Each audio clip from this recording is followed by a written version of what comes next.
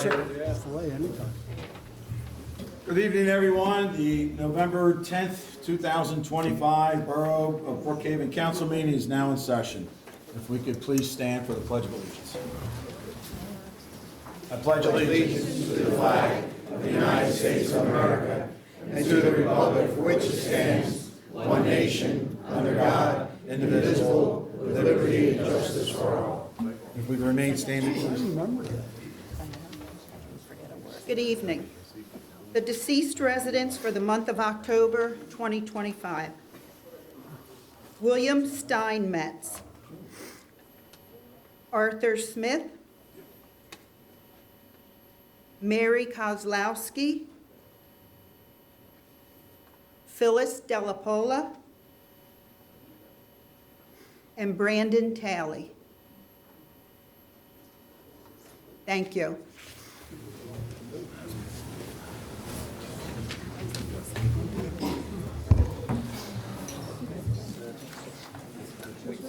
Mr. Weller. All right, we'll do the roll call for tonight. Mr. Heller is absent. Ms. Fulvio? Present. Mrs. Heller is absent. Mr. Duplicki? Here. Ms. Sawicki? Here. Mr. Pappas? Here. Mr. Burke? Here. Mayor Leslie? Here. Mr. Wills? Here. Mr. Catania? Here. Mr. Wilbert? Mrs. Boyle? Chief Montella? Chief Havoc? Roll call complete. Thank you, Mr. Willard. Chief, are we ready? Okay.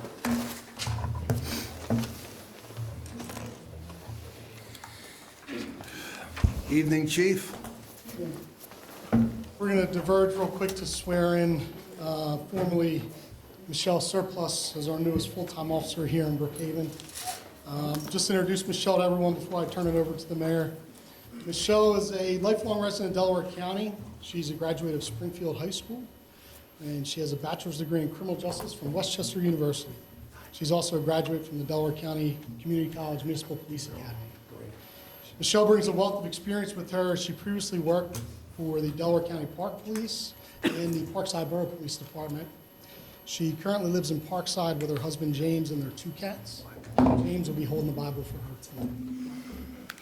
Beautiful. Michelle?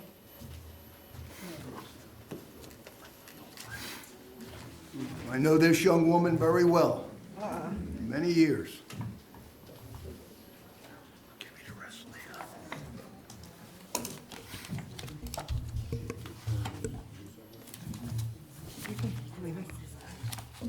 Ready? Commonwealth of Pennsylvania, County of Delaware, loyalty oath. Repeat after me. I, Michelle Surplus, I, Michelle Surplus, do solemnly swear do solemnly swear that I will support, that I will support, obey, and defend obey, and defend the Constitution of the United States, the Constitution of the United States, the Constitution of the Commonwealth, the Constitution of the Commonwealth, and the ordinances of Brookhaven Borough, and the ordinances of Brookhaven Borough, and that I will discharge and I will discharge my duties my duties as a full-time Brookhaven police officer as a full-time Brookhaven police officer with fidelity. with fidelity. I do further swear I do further swear that I will uphold, that I will uphold, obey, obey, and enforce the law and enforce the law without consideration without consideration to a person's race, to a person's race, color, sex, color, sex, religious creed, religious creed, sexual orientation, sexual orientation, age, age, national origin, national origin, ancestry, ancestry, handicap, or disability. handicap, Witness my hand and this official seal signed by Mayor Denise Leslie and Secretary John Wilbert. Congratulations.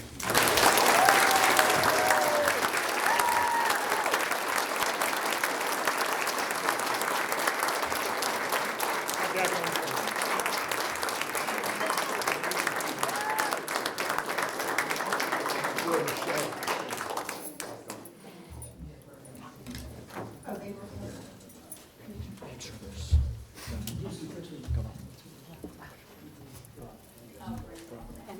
Can we?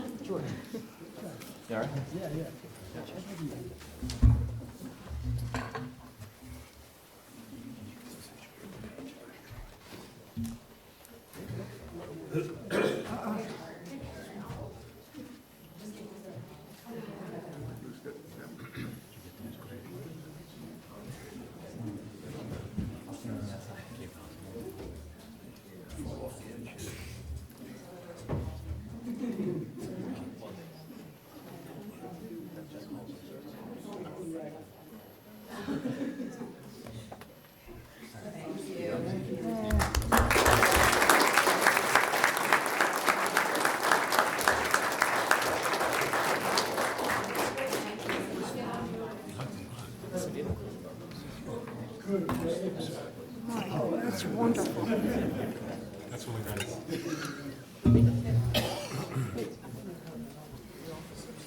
And they all showed up.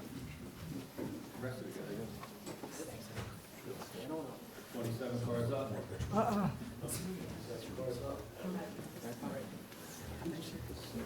They're all gonna show up.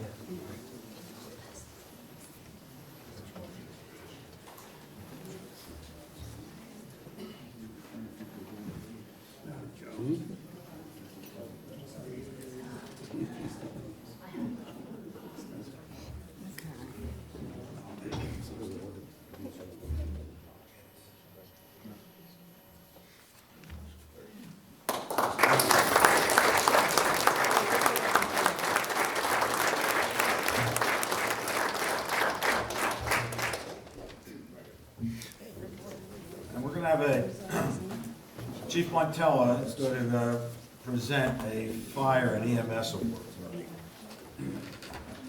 Evening, Chief. Good evening, residents. You can see we got a pretty good crowd here. I got my firefighter family here with me. I'm lucky enough to work beside these great people every day. They're heroes in my book.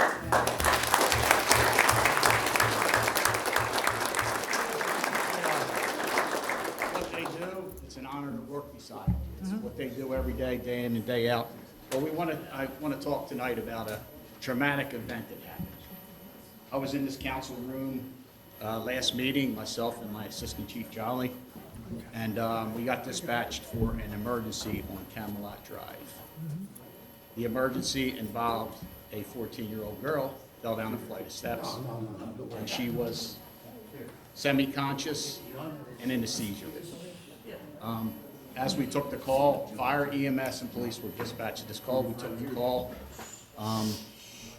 and rendered aid. The call was upgraded to a cardiac arrest on the 14th. On arrival, our police department was pulling up with our ambulance within 3 minutes. Mom and Dad were in the house doing all the right things. Our first crew arrived. My 3 girls on the ambulance. 1 girl just came off shift. Morgan Koppel, Jackie Woods, and hold on, I got it. Rosalie. So she went right, she just left the firehouse. So they pulled up right behind the police. They were inside. Mom was aiding, I can say it right, Gemma at the scene, rendering CPR to her. Police pulled their AED out, started to get that out. Our EMT started assisting Tabitha, John, and our crew administering CPR as well. Fire crews arrived. Our guys are really good at what they do. The police are good at what they do. We work as a team. Team's key. That's how we work. Not I, team. The fire crews got there. They started rendering aid, doing CPR. EMTs were controlling the airway. Paramedic was getting ready to come on scene. Fire crews took CPR over, started bringing, the cot up to the house, the Reeves bag to get Gemma loaded up and ready to go to the hospital. At the time, it's, the scene seems like total chaos, but our slogan in the firehouse is, chaos, it's controlled chaos, but organized chaos, all right? But everybody has a job to do. The fire crews helped package up Gemma quick. I talked to my EMTs. We made a decision. We need to get her out in the ambulance right away. get her to the hospital as soon as possible. In the ambulance, Gemma was breathing, and Mom was talking to her, Dad was talking to her. It was an emotional thing. They were talking, they were praying. My ambulance people were praying, telling her, come back, come back, come back. Stay with us, Gemma. She heard us, right? You heard us. We got her packaged up in the ambulance. We were on scene for a little bit. Paramedic was doing some treating with some medicine in the back of the ambulance. Dad was in the front of the ambulance. Dad was up front praying real hard. He had her eye on her the whole time. So our second truck got there. We were running stuff back and forth in the paramedic car. Got Gemma packaged up in the ambulance, and we were ready to move to the hospital. And then there was some decision on where we were going and all that, but we got her to go to Riddle. We need her to go to the closest hospital. Tell her to come. Police as well, they did a great job on scene, and they also escorted the ambulance to the hospital. We got Gemma to the hospital. She was breathing, assisted breathing with us, and that night was touch and go for you guys, a long couple days, and we got through it. I came back to that council meeting that night, we were all a basket case. But this is the good ending to it. I mean, Gemma's here tonight. She's doing great. She looks great. Grandpop's here. Little story about Grandpop and Gemma's mom, Tabitha. They used to ride on our ambulance together.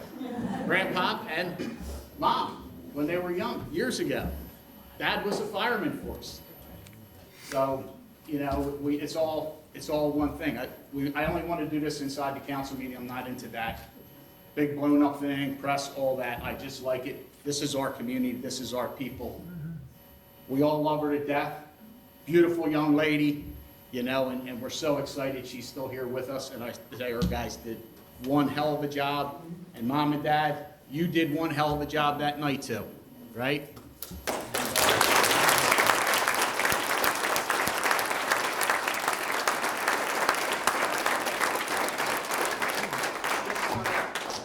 Some of the people on scene, and then I'm going to present a unit citation for the Brookhaven Fire and EMS people. But I just want to mention, because we do everything as a team. It takes a team to get it done right. When I tell you there was 10 people inside that ambulance, there was 10 people inside that ambulance taking her to the hospital. Best possible care we could have gave her. So I just want to recognize some of the people that weren't with us that day, but I want to recognize the police. John Zebley was on scene that night. Adam Viola, he was on scene that night. Chief Havoc came up to scene, Dave Wetton, and Officer Martin.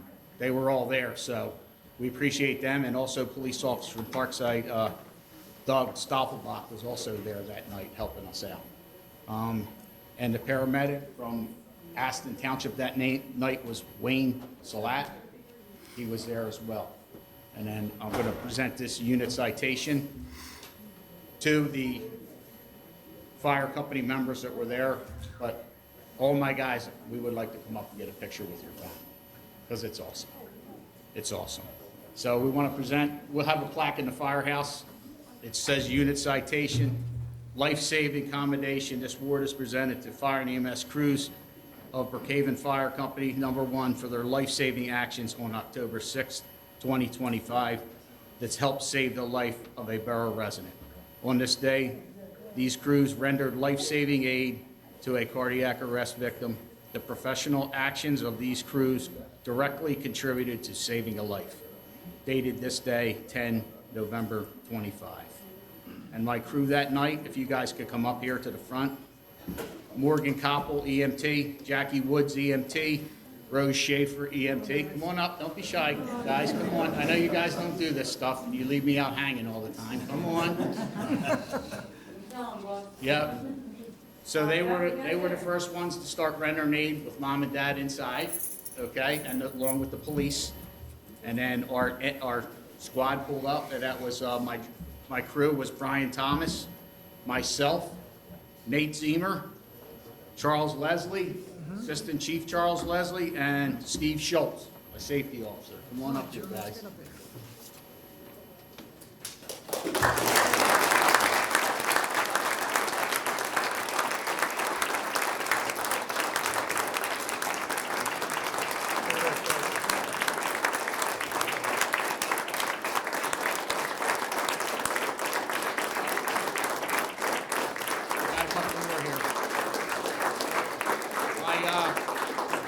engine crew that night, we send a lot of people. You call for help, we're coming.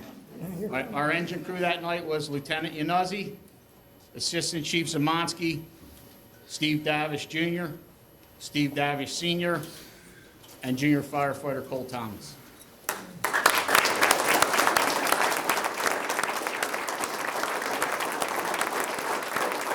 I got EMT Julie rode the engine that night with us as another EMT. Julie, come on up. So these guys, you know.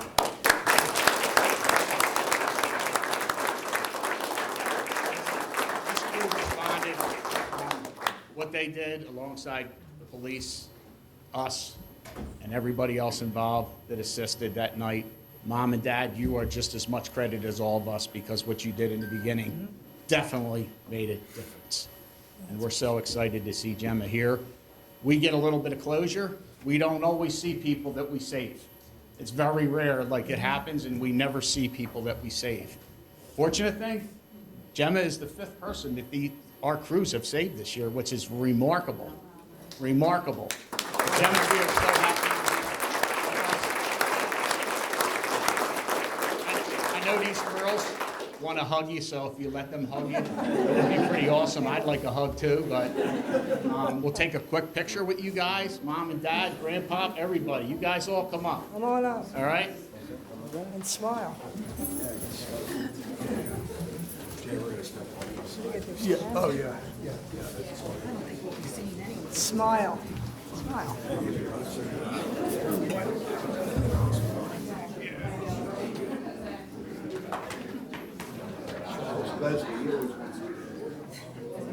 I want the rest of my guys from Brookhaven up in this picture, because we're all one family, man. We don't ever leave anybody Come on, behind. guys. You guys know that. We leave nobody behind. And smile.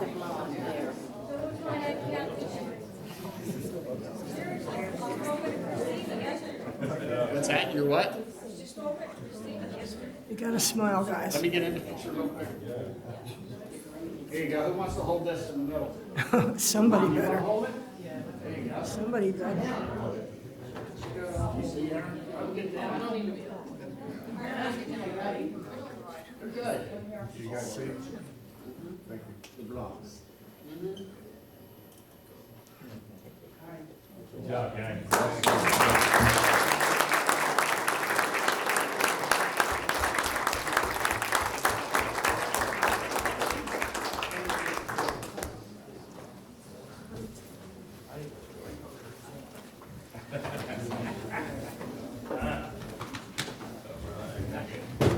See?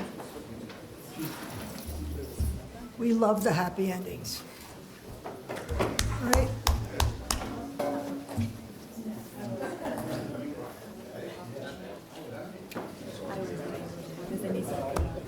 There you are.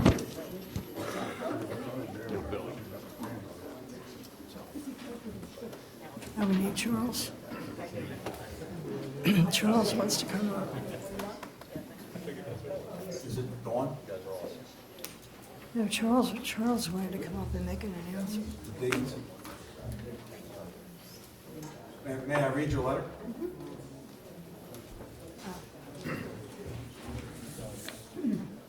I have a letter here. It's from Dawn and Kevin Diggins. It's addressed to the Borough of Brookhaven and the mayor and the council here. And it reads, "We want to commend the heroic job of the Brookhaven ambulance crew did in the saving the life of our granddaughter, Gemma Kearney, in October. Gemma had a heart event and fell down the staircase at home on Camelot Drive. It was a very serious medical emergency, as she had to constantly be revived and shocked over 45 minutes in the ambulance that night on the way to Riddle, due to Riddle's refusal to have the ambulance come because there was no room in the emergency room. Their decision to override the hospital refusal and get Gemma to the ventilator she needed so very much appreciated by our family. They saved her life.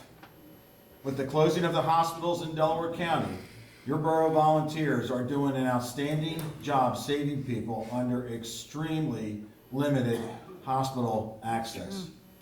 Along with John, Tabitha, Gemma, and Nolan, and the McCullen family in Parkside, we are very grateful that they serve the community so well.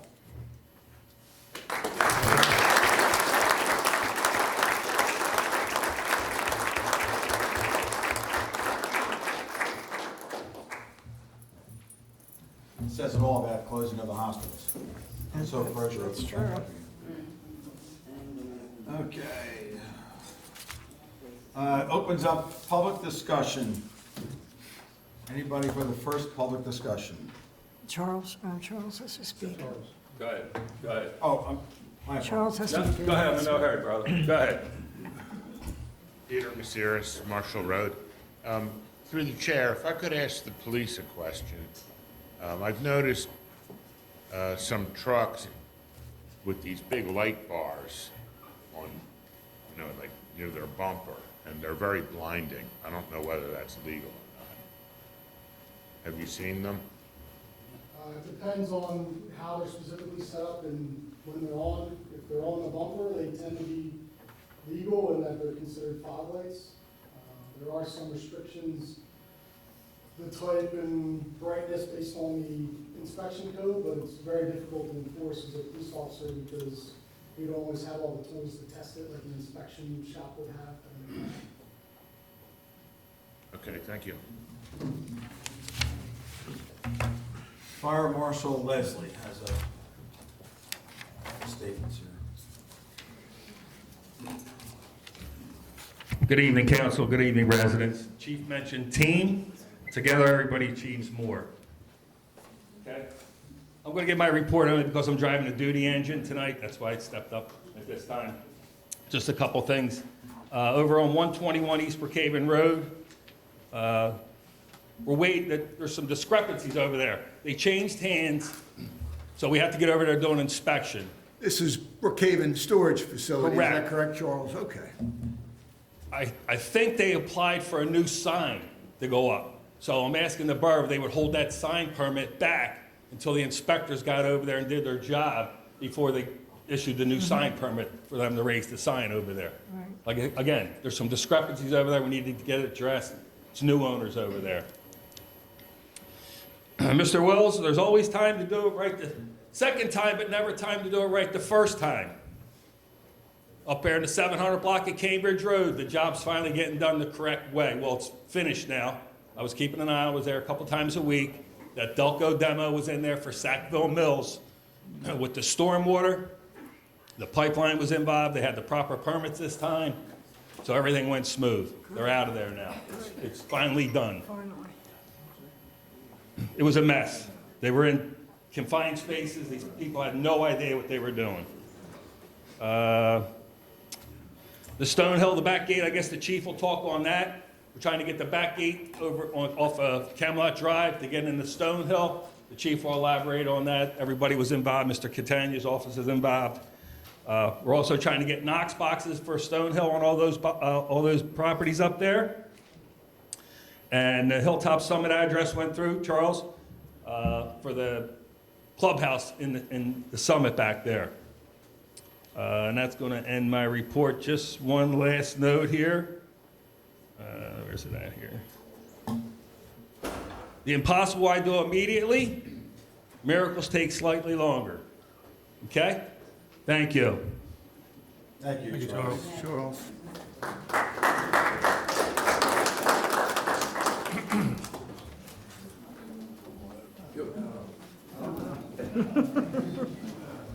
Tom Dykes, Brookhaven Road. I'm coming up as a resident first and then with record second. My question is on three items that are on tonight's agenda, so that's what I'm looking at. One is about the ordinance for the pay increase for council, mayor, and the council chairman. Interestingly enough, when I was looking it up online, the state passed it in December of 2024. We've gone over 10 months with no discussion at council meetings about it, nothing. And now all of a sudden, the week after the election, it's now being put up for, put the ordinance out and for passing it for next month. It seems a little strange, no one in the audience knew that it was happening.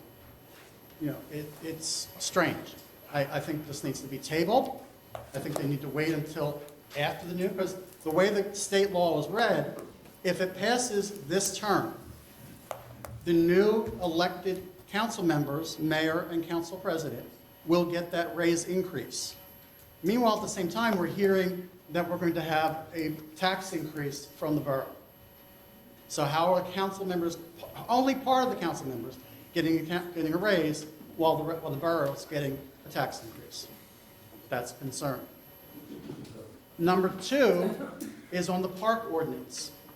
I'm the recreation board president, work with recreation board, work with council members and everything else. No one from council or the ordinance committee came to ask what our thought was about the idea with the overnight, or the tents and canopies. The way that it's written, the way that I look at it, and I've talked to other people, if at Garcia Park during the or at Memorial Park during the Garcia tournament, if the parents want to put a pop-up tent up for shade for their kids, that would technically be illegal. Rec Board has talked about doing a flea market, possibly in the summer at Eaton Park, with people putting pop-up tents. That would be illegal. I found, it took me less than 5 minutes to find an ordinance, and I'll give it to you, from another township, or borough, not in Pennsylvania, but another area. And the ordinance they wrote is, no person shall erect or occupy any tent, stand, or other structure in any park or playground for overnight use, except for borough-approved events, without the written permission of the borough. That gives the borough, okay, so the whole idea is to not have the tents in the parks overnight. The way the ordinance is written, the way I read it, and the other people that read it, the pop-ups are not allowed in the parks at all. So that's a question and concern. Number three is the grant, the $1 million grant that's a possibility out there. Talked to Mr. Catania a little bit about it and what can it be used for. And from what I was told, it could basically be used for improvement of the borough, the environment of the borough, whatever we want to do it with. My personal feeling is we should go for this grant and try for it. We can use that money to retrofit or whatever we need to do for the Our Lady of Charity property. If there's money left over, we can put more money into some of the problems that there are with the roof and things here on this building. We can do it with other borough properties. So there's some things we can do. So those three issues are the issues that need to be addressed. And I think they're concerns for residents. I think a lot of people are afraid to say something, and I'm just telling what I feel. Okay. Who's the sponsor for this particular grant you're speaking of? Mr. Catania brought it up last month, that there was a grant for $1 million that's out there. That we just have to apply for. I just want the organization It's that's not that sponsoring easy. the grant. It's the State Department of Community Economic Development. It's gaming revenue. Okay. Thank you. So I think that's, any money we can get for free is great. Okay, that's all that I have, at least for now. Thank you. Anyone else for public discussion?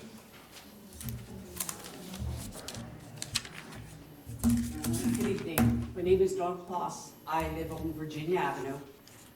In the beginning of the spring, there was a thing posted on Facebook that the borough had gotten a I believe it was $59,000 grant for Summit Park. Okay. That was the beginning of the spring. Nothing has been done in Summit Park. The mulch we have there are sticks. It's not real mulch. It's trees that they've fallen down in the borough. They brought the chipper there. They throw it through the chipper and put it on the ground. It is not safe for the kids. You don't know if these trees are diseased. We get mushrooms growing up, grass growing up, and what they call mulch is washing away because at the other end of the park, where the barrier is supposed to be, they took it down so that they could ride the riding mower from one end to the other. Now, where did this money go? Because it was never used for the park.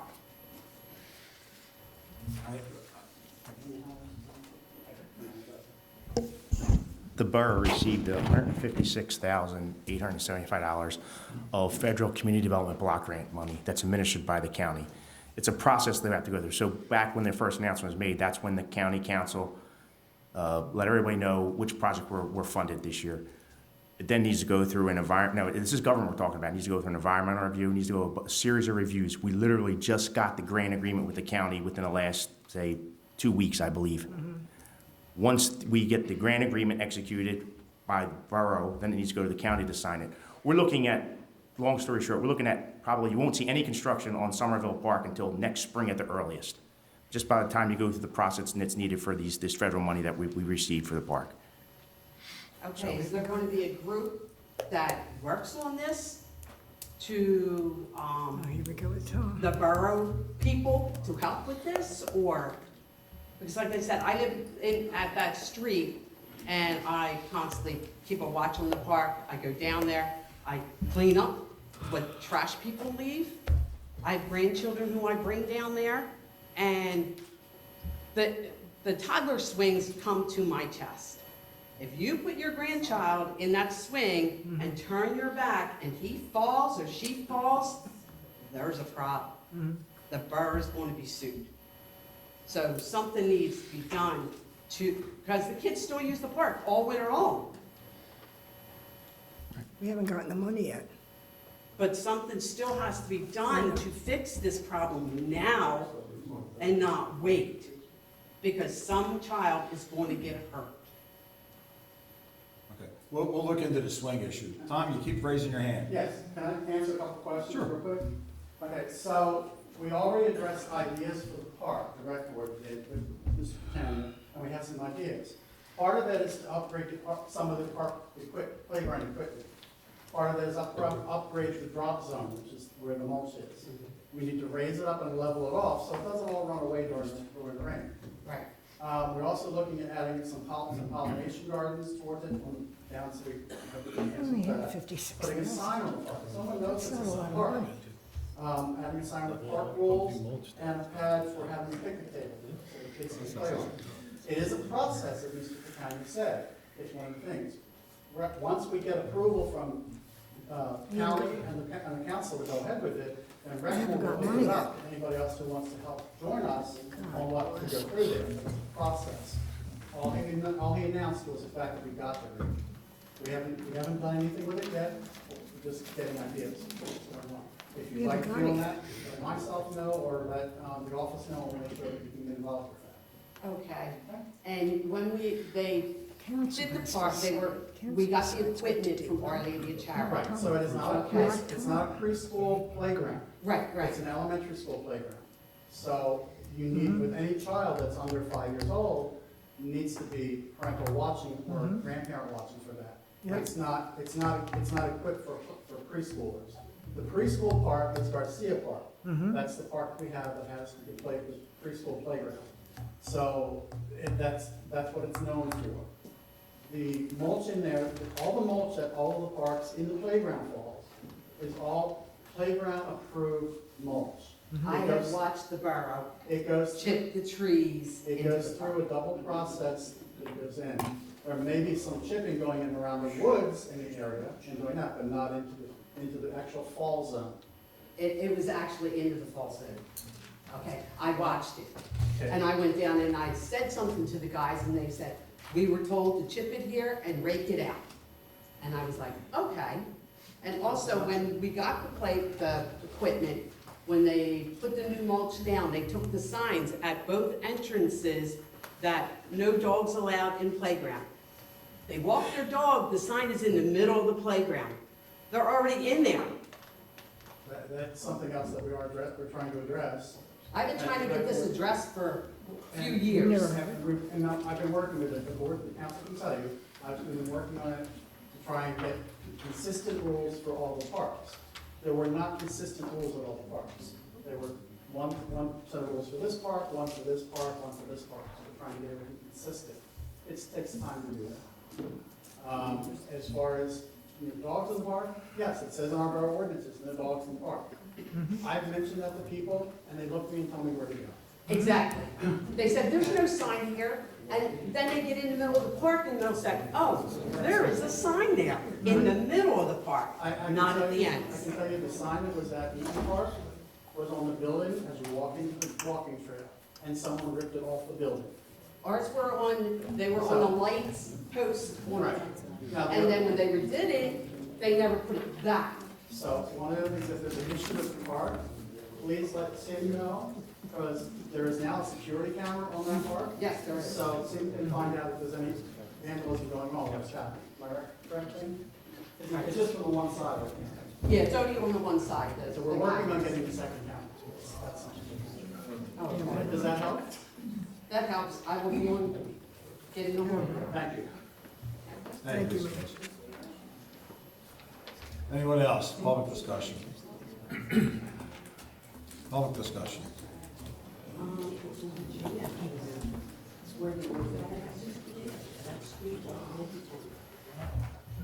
Yeah.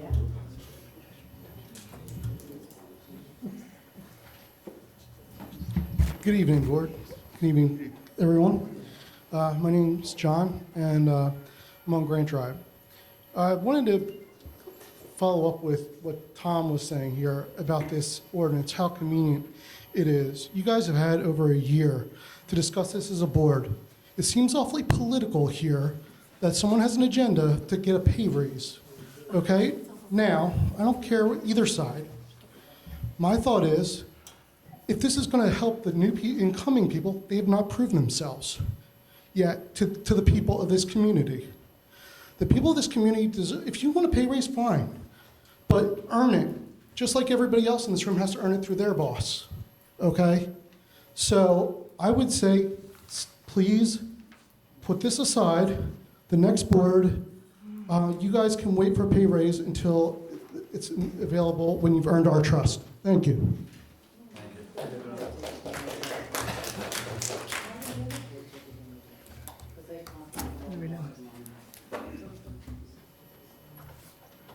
Anyone else? Okay, public discussion one is closed. Chief Montel.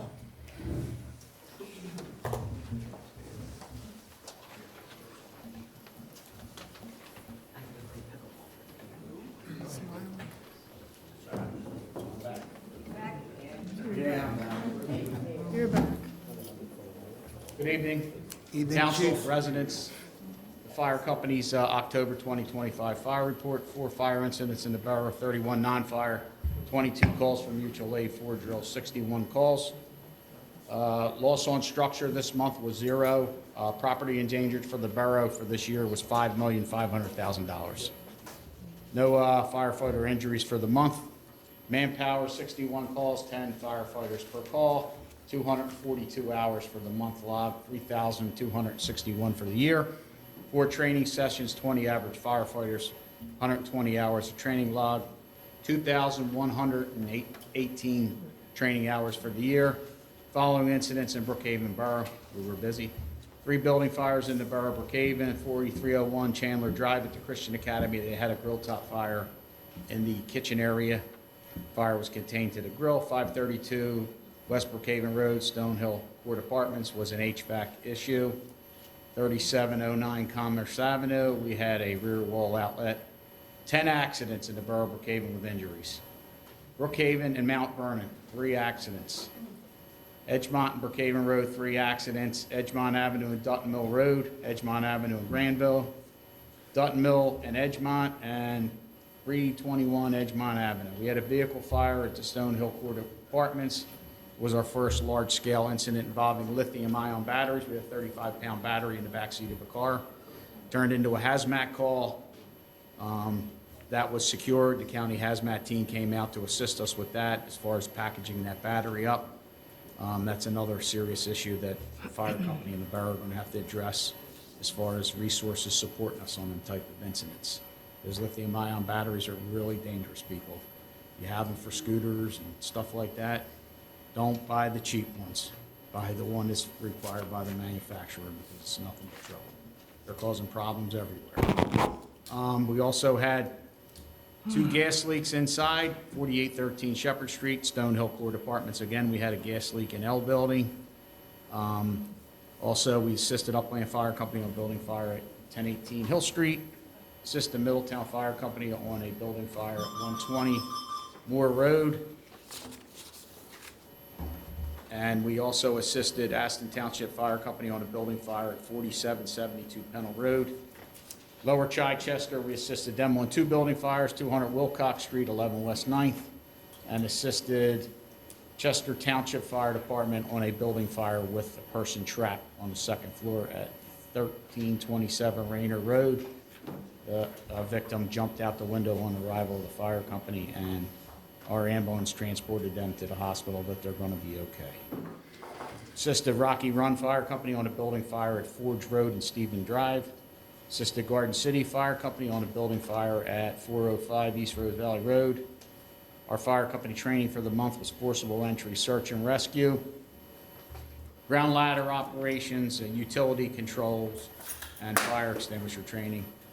The fire company attended the trunk or treat at the Faith trunk or treat event at Coburn School and the Faith Community 5K run, which they did, and donated all the proceeds to the fire company. It was a real nice event. We went to the Sun Valley Homecoming Parade and game. We had set up fire prevention visits through the school during Fire Prevention Week. We were at Coburn Elementary, Christian Academy, Elwyn Adult Daycare, Kinder Care, Daycare, Early Learning Center, Daycare, and we were at Lowe's on Saturday with fire prevention. We met over 650 kids during the week and over 65 adults. We Brookhaven Fire Company participated in a large-scale pipeline drill with MIPC, which is Monroe Energy.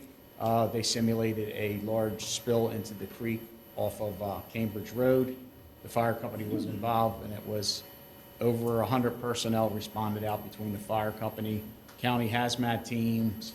The EOC was set up at the firehouse. They did drone footage back to our station on our large screen TVs in our training room, and they ran a command post out of there as well. Had response for cleanup with agencies deploying booms into the creek. It was a really, really good drill. It's really one of the first ones they ever involved the fire company in, so we felt it went really well. They thought it went really well, because ultimately we're going to probably be the first one show up. That went good. We also, chase car updates for the ALS chase car. I know everybody wants to know what's going on there. Just got the contract hot off the press. I'll give that to the Vice President, and Jay can take a look, and then I'll email it out to you. It's with Rocky Run Fire Company. The borough's going to engage in a contract. Like I said, the services of the vehicle will be $150,000 a year, much less than the $600,000 quoted by DMSC, who's currently running the city of Chester. That will be Brookhaven's portion. Target date for our car to go in service is 12/1, so real shortly. And we don't have any fees to pay beforehand. The fire company stepped up. We bought a vehicle as a partnership in this with Rocky Run Fire Company. We're fire department based EMS and not based third party contracted out stuff, because they can really hold you hostage after the first and second years. So we thought that was our best route between working with council, getting this contract done. I know council spent a lot of hours with us on this too, and coming up with a plan that we felt is best for our residents' protection and good people that we work beside every day. So this is what we came up with. Hopefully you'll see our car out there. It'll say Rocky Run on it, but it'll say serving Brookhaven Borough on it as well. Okay? So that's a really good update for us on that. The fire marshal and my assistant chief Charlie talked about that rear entrance driveway. We had a meeting, borough officials, myself, and Chuck Catania's office about secondary egress from Stonehill Court Apartments. Last winter we had a couple incidents now that they don't do any in-house maintenance, and the hill's impassable. Well, we can't have somebody die up there because the fire trucks and ambulance can't get there. So we're trying to create a rear entrance from there to give us egress in inclement weather so we can get in. God forbid somebody needs us and there's a fire or an event involving a child or somebody's in cardiac arrest. We need to be able to get there. And it's documented that we could not get up that hill a couple times. No events, but we know that it was impassable. So we're working on that project. And real quick, just on that end, before I do the EMS, I don't know if anybody's following that, what's happening to East Lansdowne Fire Company, but their council's not funding their fire department. They're about ready to go out of business. So thank God we have council that always supports our fire company. That's true. To help us, help you. And we struggle at times. It's nothing to take lightly, people. We struggle. And it's hard every year, and the borough steps up to the plate and supports us what we need. And we only ask for what we need. We're not crazy. We just tell them, you know, we need this, and they help us with stuff. And we do the best we can to keep a roof over our head and pay our bills. But, you know, we survive on donations, the fire department. And $52,000 don't go too far this day and age. That's one breakdown. That's true. So, and the borough's been, the borough helps us a lot with our ambulance and stuff like that too. So we're very supportive of what they do. There's a lot we don't go above what we need. And it's tough times out there. So keep an eye on that if you follow it in the news. But the fire department, the council's saying that they have no money for them and to close their doors as a volunteer fire company was operate for over 100-some years. Hard to swallow, you know, and the only one's going to suffer, the residents, right? And the people that put all the time into being volunteers. Hate to see that to go away, but that's just something to think about. Our ambulance report for the month, we had in October, we answered 226 ambulance calls, transported 149 people to the hospital. 123 of them were local alarms, 103 of them were mutual aid.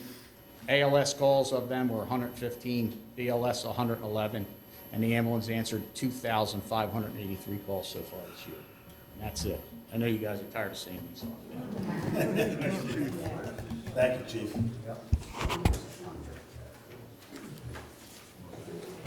I have a chief.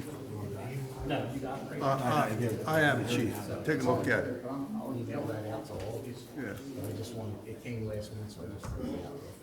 We continue to see a contraction of firefighting services. Yeah. Chief Happage.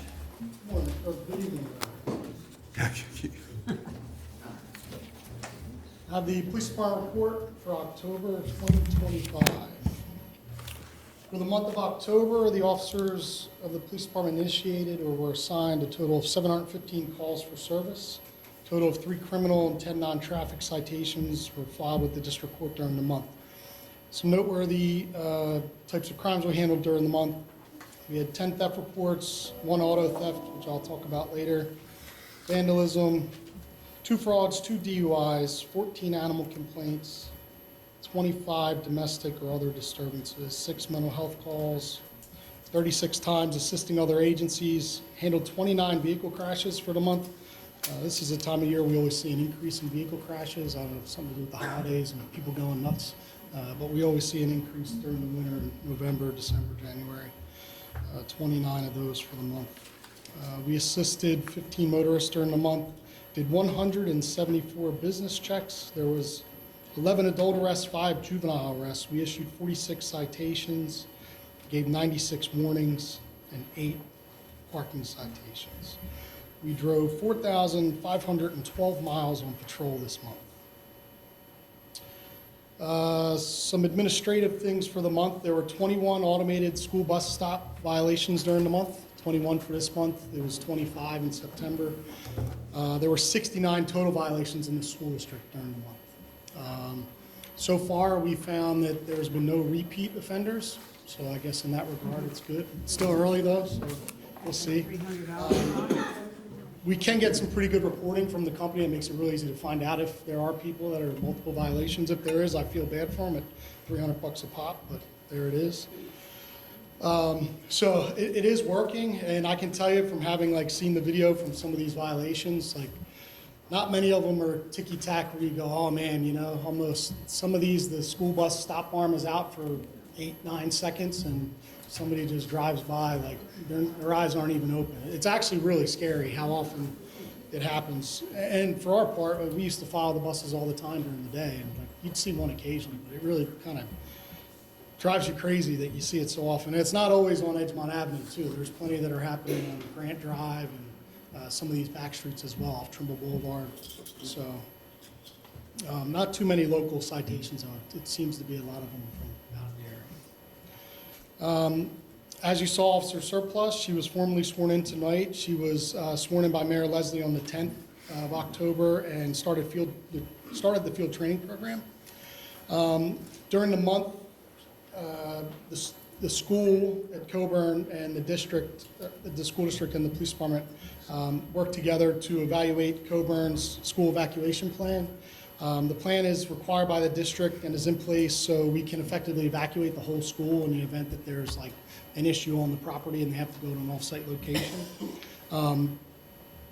In the school district, Coburn's the only school in the district that in the last 4 years has had to actually implement their plan. A few years ago when there was the infamous gas spill at To-Go Mart, they had to evacuate here and were dismissed from the building here. So, luckily we kind of the plan is in place and it worked, but, we were able to identify some deficiencies and kind of streamline some things, especially having done what we did in the past and what worked and what didn't work. So we knocked that out and we feel like we're prepared should something happen. So a vehicle was stolen from a residence during the month. Notably, the keys were left inside the vehicle. So it's 2025. I wouldn't leave your keys in your car. While we did recover, Chester Police recovered the vehicle a few days later,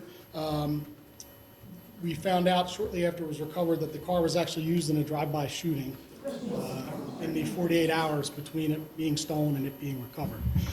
Thankfully, no one was injured during that incident, but I think it just highlights the importance of while you may feel like, well, I don't keep anything valuable in my car, I don't need to lock the doors.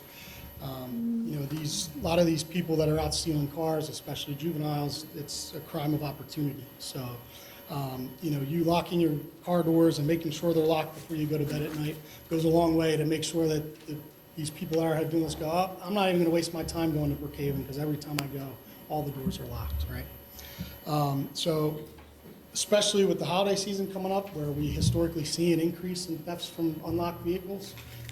This is just your reminder to keep valuables inside your house and not in your car, and to double check that your cars are locked. And most importantly, don't leave your keys in your car. During the month, we did a lot of community relations stuff with the community. We were at Coburn on October 24th during the evening during their Fall Fest, which was a PTL-hosted event. Where they had a bunch of fun and games for the kids and raised money for the PTL. It was a great kickoff to the fall season. Followed the very next day to the trunk or treat, which was at Coburn. We had a Ghostbusters themed car over there, and we had an appearance. Someone was wearing the Stay Puft Marshmallow costume. If anyone saw that. So we also teamed up with Coburn. It's actually awesome how much Ms. Small at Coburn allows us to be involved with the kids there. So she asked us if we wanted to help them out to support their Pink Out mini walkathon they did at the school.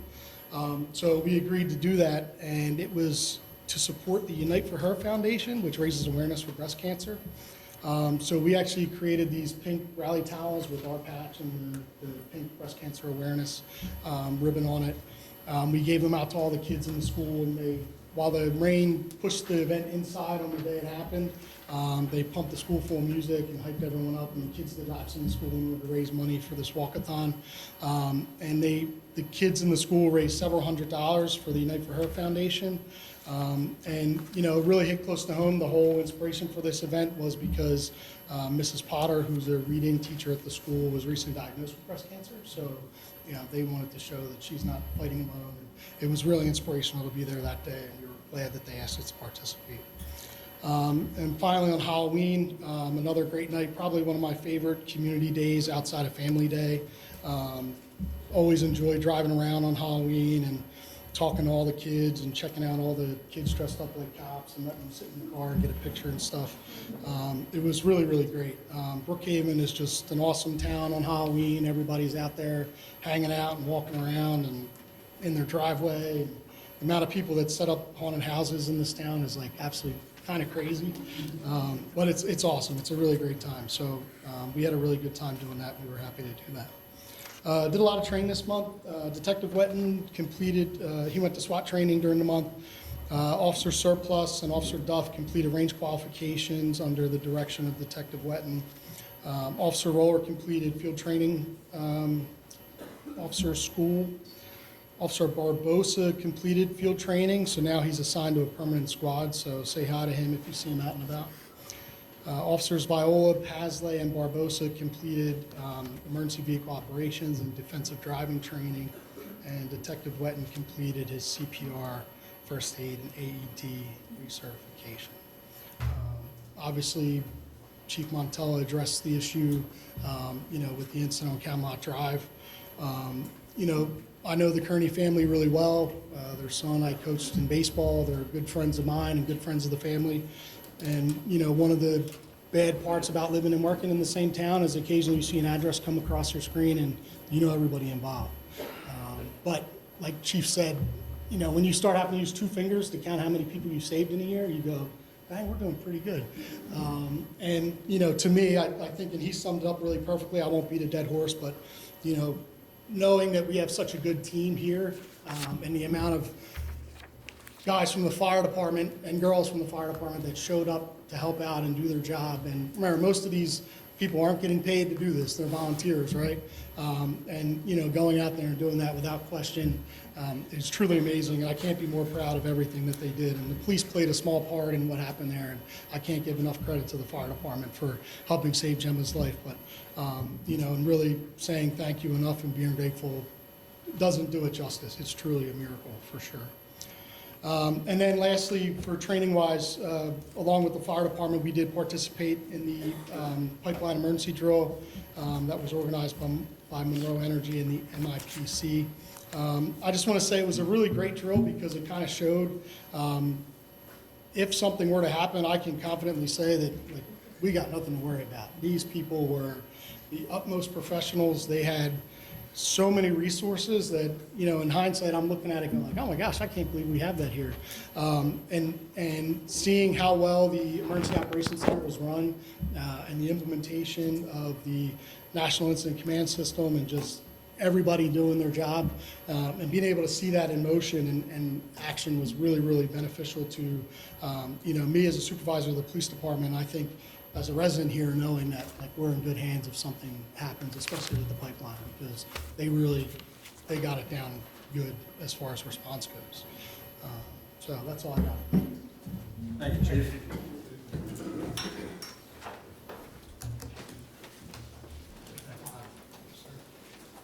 Mayor Leslie. Good evening. First off, I want to thank George for your time and service here. Oh, thank you. Second off, congratulations to the new mayor and council members that will be coming on in January. Over the last 16 years of serving the borough, I would like to take this time to recognize and thank people. Chief Montella and Fire Marshal Leslie. You guys have showed me the ropes of the fire services.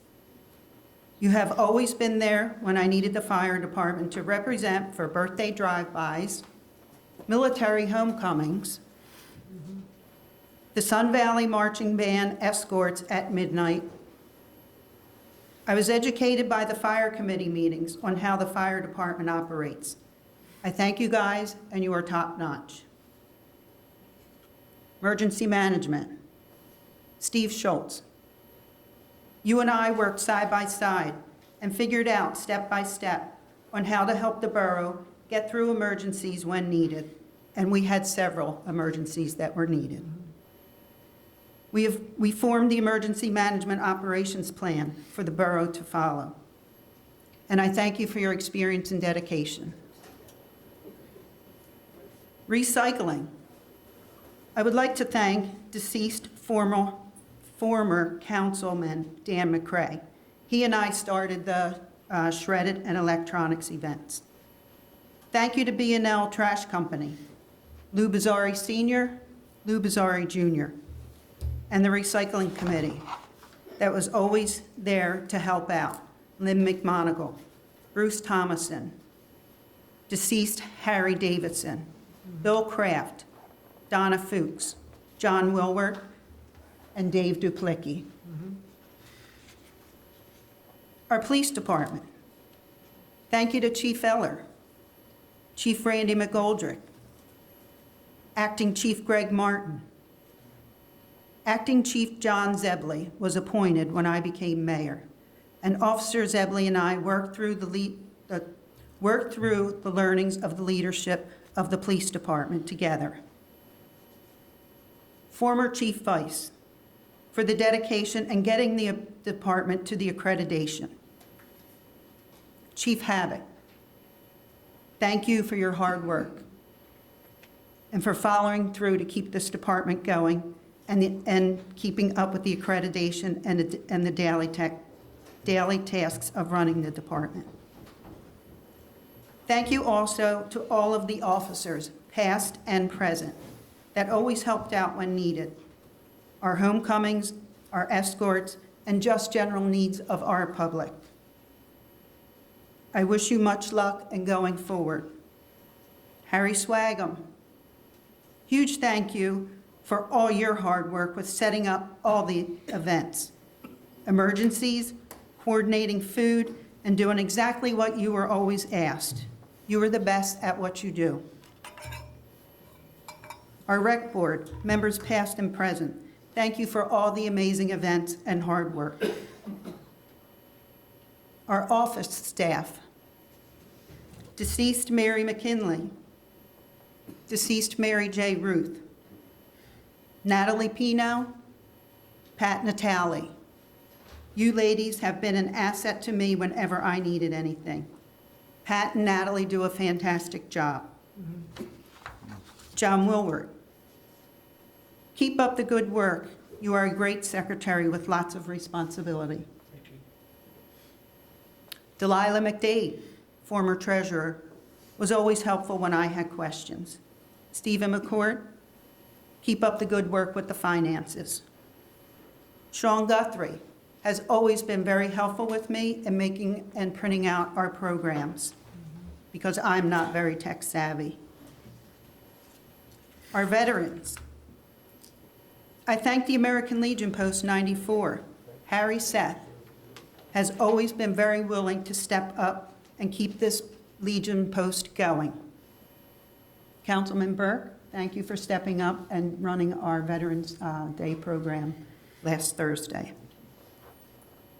Solicitor and engineers, past and present, thank you for all your dedication and guidance for the borough through our needs. Borough Council, past and present, thank you for the education of the borough government and for the ups and downs, the job as a public servant. You all have taught me a lot, and we all have learned a lot of lessons. I wish you all nothing but happiness. Most of all, thank you to our residents who put me in the council position and the mayor position for 16 years. You had faith in me and trusted in me.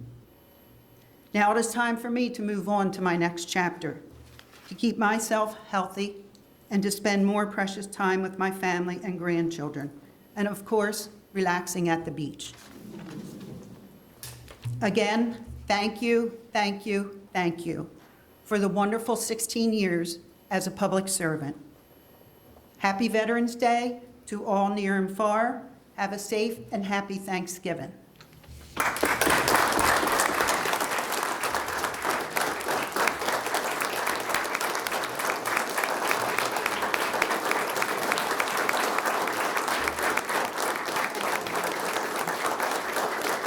I wanted to get that out of the way.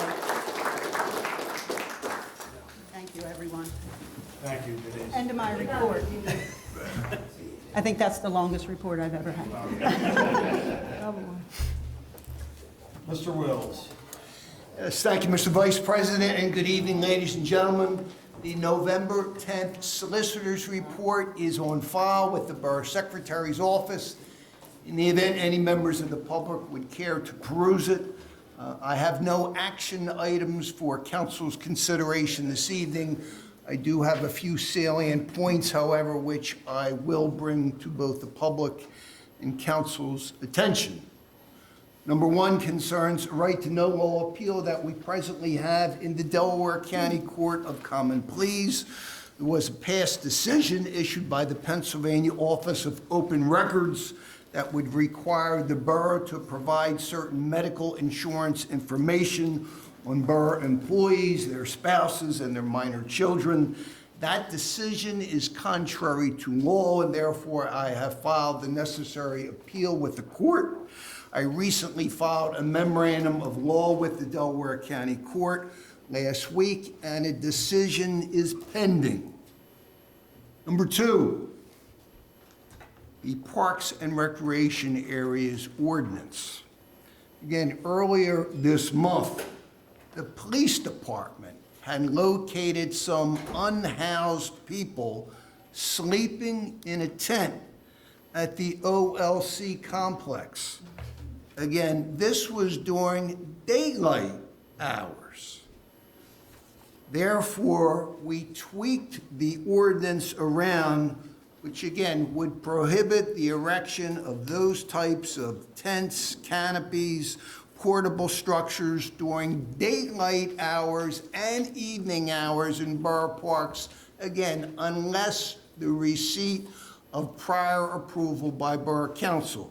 And that's something that clearly can be done at a moment's notice for recreational and athletic events. Number three, 3416 Commerce Drive. I recently received payment from the property owner for 4 outstanding municipal liens concerning this property, both sewer and trash fee liens. Those payments include the payment of court costs and attorney's fees. I have filed with the Delaware County Court the requisite lien satisfactions. Again, the payment we received was in the amount of $3,235.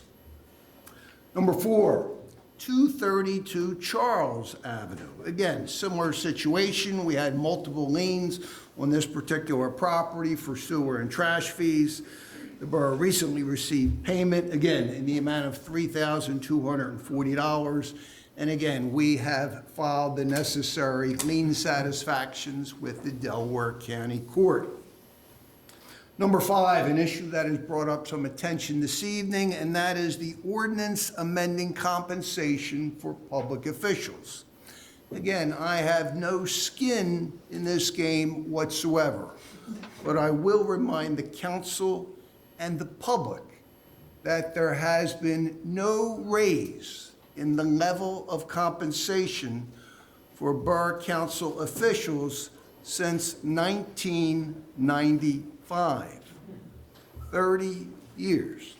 And again, I will leave it to council's good judgment as to how it wishes to proceed. Number six, we've had a number of personnel issues concerning public works employees, and again, I have advised council accordingly on those issues, and I believe there may be affirmative action taken this evening concerning that issue. Number seven, the towing ordinance amendments. I have communicated with Borough Council that my office is in collaboration presently with Chief Havoc, and we are drafting amendments to the borough's towing ordinance. I expect to have draft language for council's consideration later this month. I'm hoping that we can expedite this process. The goal would be to adopt a new towing ordinance sometime in early 2026. Number eight, this Friday evening, there is a murder mystery dinner right here at the Borough Hall. This is Charles Dickens theme. I'm hoping the public and council will join me in this particular evening of certainly camaraderie, friendship, great food, and of course, mystery. And of course, as we know, all proceeds benefit our recreation program. And finally, I want to briefly address the respective lawsuits filed by former Chief Vice and Council President Terry Heller against each other and against the borough. Because both of these are active cases in litigation. One is in state court, one is in federal court. The borough is precluded from publicly commenting on the specific allegations contained in the complaints. What I can tell you and reassure all our residents, taxpayers, and stakeholders is that despite all the outside noise, all the distractions, all the drama, and the less than favorable publicity we have received, borough government continues to function at an extremely high level, and critical municipal services are being provided to our residents and businesses unabated and in a highly efficient manner. Here in Brookhaven, we are blessed with one of the most dedicated and hard-working municipal forces or workforces in the Commonwealth of Pennsylvania. Our employees continue to faithfully discharge their duties while working under some challenging circumstances. Our police department, under the leadership of Chief Havoc, continues to protect and serve our community with distinction. Our fire department, under the leadership of Chief Montello, is recognized as one of the most professional, knowledgeable, and skilled firefighting and suppression services in Delaware County. Our Public Works Department, under the tutelage of Foreman Dave Evans, maintains our public parks, streets, and recreational facilities in immaculate condition. The borough's trash is picked up religiously, on time, and on budget. Our office administration, under the leadership of Borough Secretary John Willward, is the backbone of municipal operations, ensuring that every detail runs smoothly and efficiently for both staff and residents. With professionalism, organization, and a welcoming spirit, they keep the office running seamlessly and while embodying the true spirit of public service.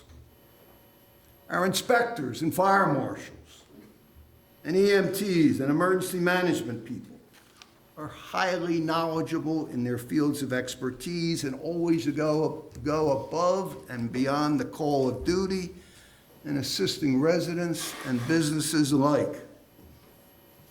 The borough's recreation department, under the enthusiastic leadership of Tom Dykes, provides our residents, from our small children to our senior citizens, with an abundance of recreational programs and activities that are unrivaled in Delaware County. The borough's finances are in good order, and the borough's credit rating remains strong. By no means do I wish to make light of, or gloss over, or be dismissive of the unique challenges facing the borough. They are real and they are profound. And yet, despite all our problems and shortcomings, Brookhaven Borough remains a wonderful place to live and work and raise a family. No lawsuit can ever change that undeniable fact. The litigation initiated by former Chief Vice and the council president are disconcerting, to to say the least. But I want to make clear to the good people of Brookhaven that all is not lost. The sky is not falling. The sun will come out tomorrow. Together, with the strength and resiliency of our residents, and we have tremendous people here in Brookhaven Borough, we will persevere, we will move forward, we will come together as a community. And with that, Mr. President, I can report general progress. Thank you. Very good. Thank you, Mr. Wills. Mr. Catania. Thank you, Mr. Pappas. Under my report, I just want to give some updates on some projects that are going to start. So the Borough Hall Municipal Complex, the cooling tower replacement is actually set to start tomorrow. They're going to disconnect the old cooling tower. That should probably take 2 to 3 weeks to finish that project. You have 2 small storm sewer projects on. One is on Sweeney Circle. It's at Mount Vernon. That's supposed to start on Wednesday. That'll probably take a week, week and a half to finish that job. Jackson Drive storm sewer, another small project at Jackson and Grant. That's supposed to start the end of November. As well as, we received a large grant from the state for, called under the Small Water and Sewer Program for $391,000 and some change. We have the first phase of that project, which is the construction of rain gardens at the Mount Vernon and Upland Road Traffic Island, and also in Garcia Park. That's supposed to start the end of November as well. For next month's meeting, there's a couple grants that are going to be, applications going to be due.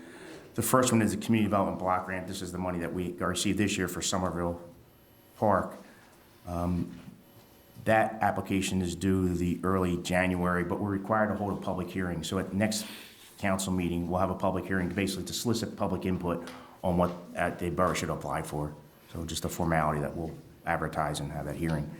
And also, there's a Green Light Go program. This is the state's traffic signal grant program. The pre-application for this project is due early January 2nd, actually. So next month's meeting, we can discuss what, if in fact we want to apply for that and what we would apply for. My thought would be the traffic signal at Trimble and Edgemont Avenue, since we know there's some problems there, and also at Whiteley and Edgemont, where we also received some resident complaints about that intersection. Under action items, the first one is the 2025 local share account grant. This is the gaming revenue as brought up earlier. This program is for projects up to $1 million with no match. It can be used for acquisition, construction, including rehabilitation and renovations, demolition, infrastructure, and the purchase of vehicles and machinery. The criteria for this grant is projects that improve the quality of life of the community, so it's pretty broad-based. So what we're going to need is a resolution authorizing submission of that application, and for the council, yes, borough secretary and council president to sign any documents that be required for that submission. But we obviously would need the council to select a project that we want to apply for. Do you want the motion now? We would need a motion because the application is due the end of November, so we're not going to meet again prior to that. So we just, council needs to pick a project that they want to make application. Do the motion? I'll make the motion. Who's got the second? Second. All in favor? Aye. Aye. Any opposed? Motion carries. And then what project do you want Yeah, to? we're gonna work on that. You have to, you need it right now. The resolution needs to define what project. We need to figure out. So, I mean, You're right. think about it. you have related charity property that we could do the exterior improvements of, Something. lighting, the parking lots, general work on the outside, streetscaping, trees, the sidewalks, so we could do a related charity. We have the walking trail out back here that we know we need some work. Memorial Park, the same situation there, the parking lot we've redone, accessibility to all the fields. So we could You do could, most you could of, pick up, you we could could, do most of the parks then. well, In remember, $1 different- million sounds like a lot of money, but it's not really. I When know. you start to do work like this, we could do renovations to this building, to the police station. I mean, it's pretty broad base what you want to do. Yeah, tell them. Our Lady of Charity Memorial sounds good to me. Okay. Yeah, that's probably a good idea. Because the money won't stretch that far. It sounds like it, but it doesn't. So Lady of Charity is going to be on the list. Yeah, So because if we get the money Memorial Park from and- them, We won't have to take it out of the general fund. That's two projects. There's a lot of work that needs to be done there. Yeah, well, I think we're fine with that. That'll take us up to that. So you, Yeah. so we can put that down in writing, just the two we gave you. Right. The third and the fourth can be added. Right, just want to, like I said, the $1 million is going to get taken fairly quickly with those projects. Right. So, and understand, the limit is $1 million. I've rarely seen towns are getting $1 million, by the way. You know, $250,000, $300,000 Exactly. is what you're going to receive. We know. When do they award it? I think it makes sense what you said, Dave. If you can believe this, when the There's award, two parks. the applications are You due get 200. you're gonna- end of this month. You're not gonna get a million. Generally, They never- those awards will be made next November, October, November timeframe. The money. Last year's, you know, obviously with the state budget, all the grants last year are kind of in limbo right now. But that's the timeframe on this. It's also because Harrisburg hasn't passed a budget. All right. The next action item is at the sewage treatment plant. Need authorization and replacement of a failed pump at the cost of $2,680 and to purchase a spare pump at the cost of $1,800. Motion, I'll take the motion. Seconded. All in favor? Aye. Any opposed? Motion carries. Going back to the sewer treatment plant, we have authorization to replace the influent meter at a cost not to exceed $7,500. The existing meter's been reading erratically. So they had to check that and it looks like it needs to get replaced. You want a motion? Yeah. I'll make a motion. Second. All in favor? Aye. Any opposed? No. Motion carries. Next is the CDBG grant, or Community Development Block Grant for Somerville Park. Need authorization of execution of the grant agreement with the county and the authorization of design and bidding of the project. I'll motion. Seconded. All in favor? Aye. Aye. Any opposed? Motion carries. As it sounds. And the PA Small Water and Sewer Grant, this is the $391,000 that I previously mentioned. This would be for Phase 2 for the stream bank stabilization at various locations in the borough to authorize design and bidding of that project. I'll make the motion. Seconded. All in favor? Aye. Any opposed? Motion carries. And finally, in the rear of the municipal complex, it was brought to our attention that the ADA curb cut is in need of replacement, so I'm going to authorization to replace that curb cut in the rear of the building. I'll make the motion. Second. All in favor? Aye. Any opposed? Motion carries. And that's all I have, thank you. Thank you. Okay, we're good. Mr. Heller's report. Motion to approve the minutes for the October 6, 2025 council meeting. So moved. Second. All in favor? Aye. Any opposed? Motion carries. And just an update, there was an executive meeting that was held on October 6th after the council meeting in reference to a personnel issue. That concludes his report.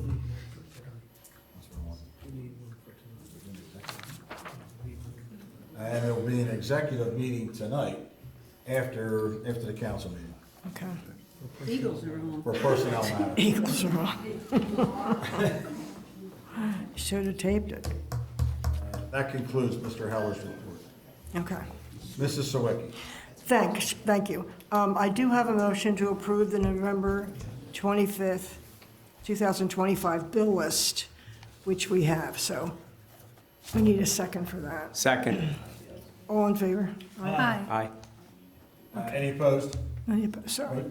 Motion carries. Okay.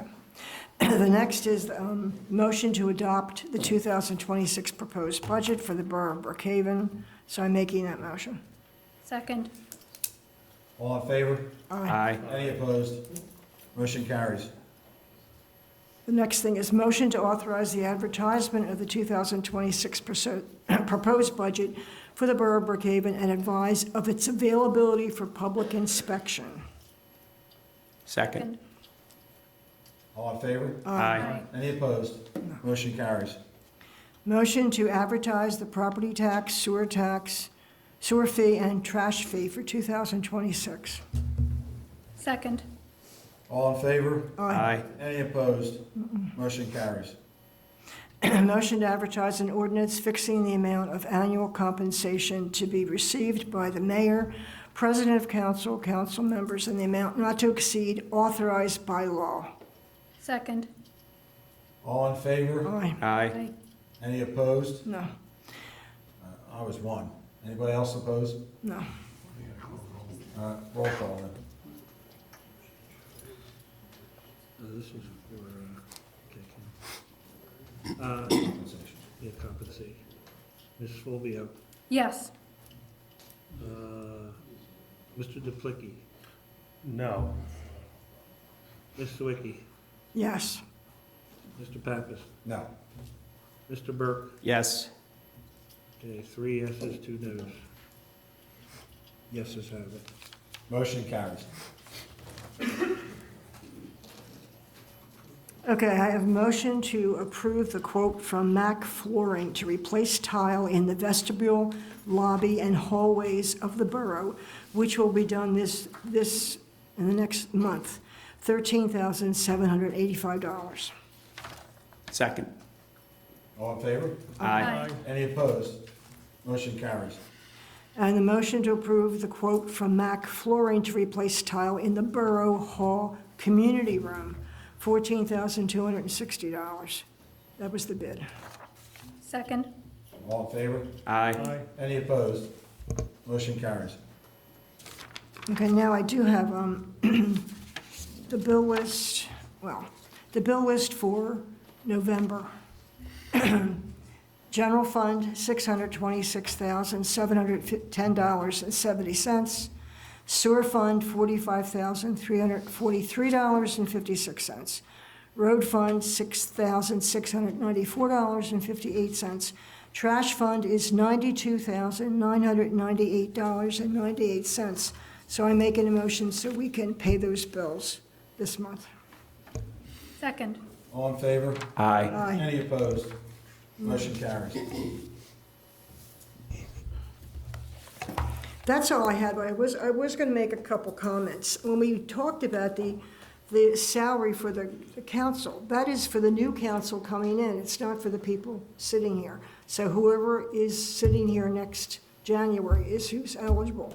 Now, the money that was put in by the legislature. The borough is a creature of the legislature. We cannot pay ourselves. This was the first time in the last 20 years that we've got a raise. And it was 30 years before that. So, I mean, I understand where you're coming from, but it's not that much. When I came here, it was $1,500 a year. Then it went to $2,500 because Harrisburg did that in 1995. And then this year, they decided, because they're so generous, that we were going to get a raise of, for council president, I have it right here, I know. It was $8,385. For the mayor, it's $8,385. This is for yearly. For the council members, it's $4,190. So for me, it would have went up about $1,500. And I haven't had a raise in 15 years, 20 years really. So, I mean, I understand where you're coming from, but we cannot raise our salaries. We wait for Harrisburg. Harrisburg is we are told what to do. They tell us ordinances we can have, they tell us everything, and that's it. So, I mean, I'm just telling you, I think it's only fair because we are a creature of Harrisburg. They change our laws, they tell us when we can pass different things that come in, different laws that they pass, we're allowed to follow up with. But I just want to tell you, it's not something we don't, and this is only for everybody who comes in January 1st. This is not for us, so we're not really doing it for us. It's for the people that you just selected. So I just wanted to at least let you know. Well, and it will be for people who are elected in the next term too, if this Exactly. passes. Every time people get elected in the next 4-year cycle, they will be eligible for that, whatever it is Harrisburg just gave us. But they decide. We do not compensate ourselves. We're not allowed to.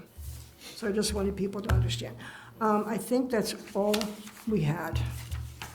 I had quite a lot, but I wanted to make sure we got through it. We got the bids. Is there anything else people want us to? I think we're finished with the all the numbers. It was all I had on my list, so, Ms. Fulvio? okay. I'm sorry, Janice. No, I'm done. I just wanted to make sure we had that. Just one quick update. Our next Sustainability Committee meeting will be held on Tuesday, November 18th at 7 p.m. And that's it for me tonight. Okay. Mrs. Heller's not here. Tom talked about, is Tom still here? Okay, we're gonna pass over Mrs. Heller's report.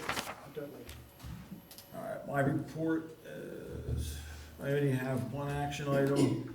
All right, I'm sorry, I have one update. The workplace safety meeting was discussed this month, and as a result of that, there was no injuries, no vehicle accidents, and there was no money on workman's compensation. That's good. Okay, This month. that's all I have. Okay. Mr. Burke. Thank you, Mr. Pappas. The Ordinance Committee met on Thursday, October 16th, to discuss several important items. The committee reviewed the upcoming changes to the Parks and Recreation Ordinance, which was advertised last month and is scheduled for a vote at tonight's Borough Council meeting. We also discussed ways to improve transparency and accessibility by posting all newly adopted ordinances on the Borough website in addition to the required newspaper advertisements. The next Ordinance Committee meeting will be held on Thursday, November 20th at 6:30 p.m. Please note that there will be no meeting in December in preparation for the holiday season. This past Thursday, November 6th, we had the Veterans Day ceremony, and it was very well attended. Of course, Mayor, you were missed in your wonderful role as MC. I hope I did you somewhat proud by fumbling through it as best I could. I want to thank all my fellow veterans, Mayor Leslie, Fire Marshal Leslie, and to all the residents who served. We greatly appreciate all your sacrifices. We would not be the country we are without our veterans and their sacrifices. That's true. So thank you to all of them. I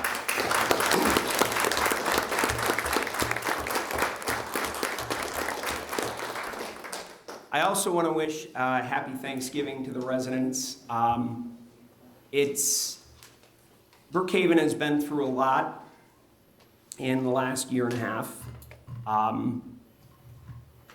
We have had fights between neighbors, between members of council, between families, and it's very sad to see that. And I only hope that in the coming year we can come together, come back together.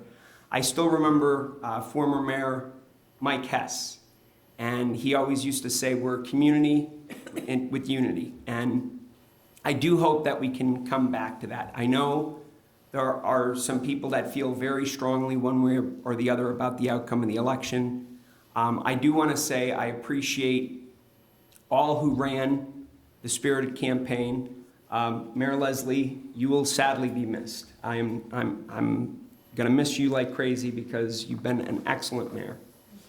George, not only were you one hell of a cop, you were a hell of a councilman. That's true. You were always a gentleman, and for that, I appreciate all that you did for this borough. So thank you very much. And to Donna, and to Ed, and to Kirsten, I wish you all the best as well. A question was brought to the table, or an issue was brought up by Tom about the ordinance.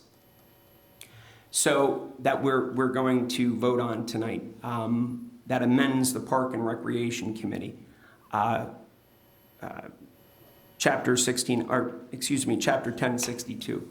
I understand the concerns. They were raised at the last meeting, and I get where people are coming from. But I want to assure everybody that this is not going to prevent you from putting up a tent to shade your child at any sporting event or for anything like that. This is something that the chief had identified a loophole in our ordinance, and the solicitor worked to close that loophole, and that's all this really is. It's not meant to prevent people from putting up any kind of a a tent or overhang to provide any shade on a hot summer's day or any time of the year. So I just want to make sure that we're all clear. We're not going to be going out there. I'm sure the chief would tell you, he's not going to be sending the police out there telling you to tear down your cabanas. So, but I understand the concern, and I understand how you would read that.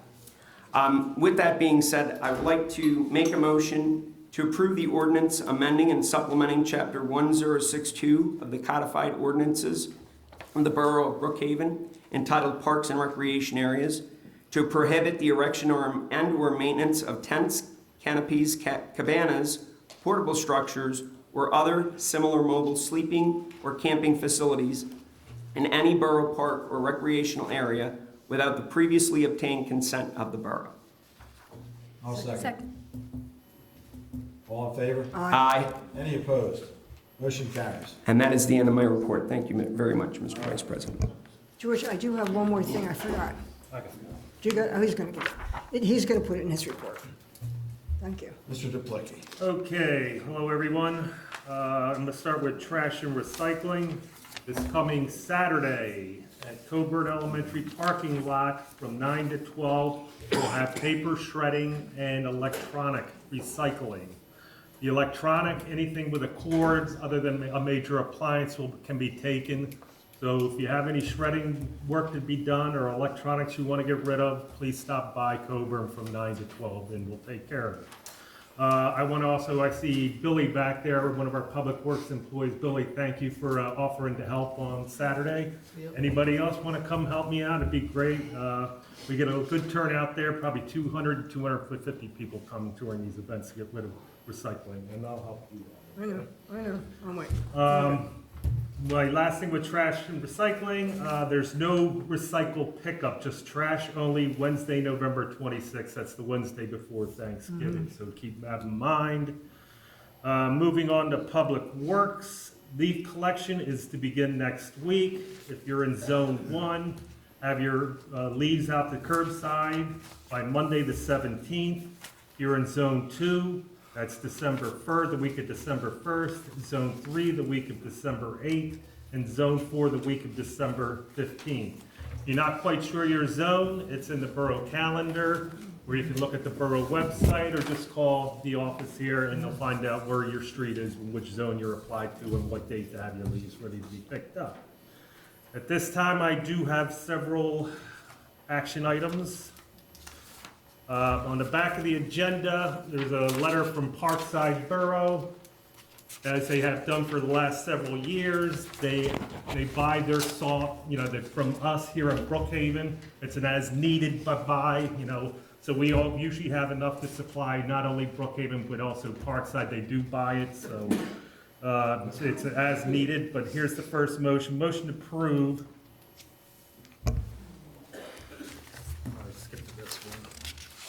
Motion to approve Parkside to again purchase road salt from Brookhaven Borough at our cost. Second. Okay. Okay? All in favor? Aye. Any opposed? Motion carries. Yeah, they do it every year. Yes, they've been doing it for quite a few years. Another action item, Chester Township has been storing their salt at our facility where the Public Works is. So this motion is to approve Chester Township again to store their road salt at the Brookhaven Borough Garage.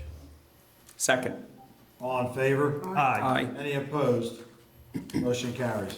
Okay, it's that time again for our seasonal Public Works employees. The new 120-day period is opening up, so we need the motion to rehire the following seasonal employees at the rate of $22.50 an hour for the next 120-day seasonal period. That would be Matt Panarello, Rich Lynch, Aiden Robbins, Ryan Getz, Matt Hostler, Matt Barrowclaw, and Nolan Denny. The start date will be November 3rd, 2025, retroactive. Second. All in favor? Aye. Any opposed? Motion carries. My last motion, this is the bad part of this job, but my motion is to suspend Public Works employee James Reed. Do you want a second? I need a second. I'll motion it, but I Okay. need a second. Who did the second? Janice is doing this. Yeah, I'm doing the discharge. Yeah, I said suspend, it's a discharge, folks. All in favor? Aye. Any opposed? Just want Motion carries. to clarify that, please, Mr. Duplicki, that's a motion discharge. Discharge, Yes. Mr. Reed. That's Yeah, the motion says suspend discharge, but it is a formal discharge. Okay, and that is my report. Thank you, Mr. Duplicki.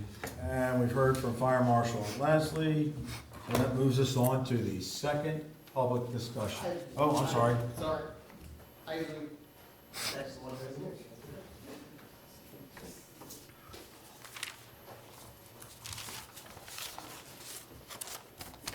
Thank you, guys. Hi, Steve Schultz, I'm the Emergency Management Coordinator. First, Mayor Leslie, I just want to say thank you. I always joke with people that not everybody gets to run for office, but I actually chased Mayor Leslie down the street with my resume asking to be the emergency manager. And that's started my whole career, so I'm very, very thankful for the opportunity and to continue to serve the borough. With that, I wanted to echo what the fire marshal's already said. What Chief Habit has said, Chief Montel has said, Christmas is coming up. Don't get caught up with these cheap lithium-ion batteries. I get lucky enough, I've gotten to travel the country learning about this stuff. These batteries are extremely dangerous. The reason is, if they're made in a reputable manufacturer and they're UL tested, they have a specific chip in them which keeps them from overcharging. If you're buying this stuff off of Temu or one of these cheap retailers that's not going through the proper channels, they don't have anything that stops them from charging. We actually had equipment that one of my guys bought just this last week that lit off on a workbench because it was plugged in and they don't know when to stop charging. So please be very careful when you're looking at things. If you're going to spend the extra $50, spend the extra $50. It's better than burning your house down. Also, if you see something, and I'm sure Chief Habich doesn't mind, I know none of us mind, say something. If you see somebody with like 9 chargers plugged into a car on the side of their house, maybe that's a problem. If you have something happen with a battery, a really big one sounds silly, but fish tanks. There's been incidents multiple times. People are charging their drill batteries or this or that above a fish tank, it falls in the water, or you left it outside, it gets all wet. You just dry it off, you're like, okay, no problem. They get damaged internally and then they light off later. So we need to be very, very careful with these things. And to council, so I'm going to be looking to you guys for support in the next coming months. After our incident that we had at Stonehill, we actually had a really good discussion that's gained a lot of visibility all the way to the state level. That DEP wants to come out and have a discussion with us, but we want to have a real full view on how we're going to handle these incidents in the borough. I'd like to thank you for your support. Like Chief had mentioned, we did have an incident in Stonehill where we had a battery that was involved with fire and this and that, and these are complicated. It's happened in other towns that was not handled as gracefully, and they're still dealing with the repercussions. So I'm going to be looking to you guys. We're going to have a big meeting. EPA wants to come, DEP wants to come. What they're looking to do in the region is set up kind of a playbook for how municipalities are going to handle this. And yet again, Brookhaven's on the cutting edge when it comes to emergency response. So check your emails. I'll be sending that info out. Sustainability, it falls right into your guys's, because a lot of this, we get into power walls. We get into power storage systems. So there's a lot in the ordinance department too of where we can charge, what can charge. So, and anybody from the community, again, it takes everybody. So if anybody's interested, definitely hit up sustainability, and then we can all work on it together. But thank you for your time. Thank you. Thank you.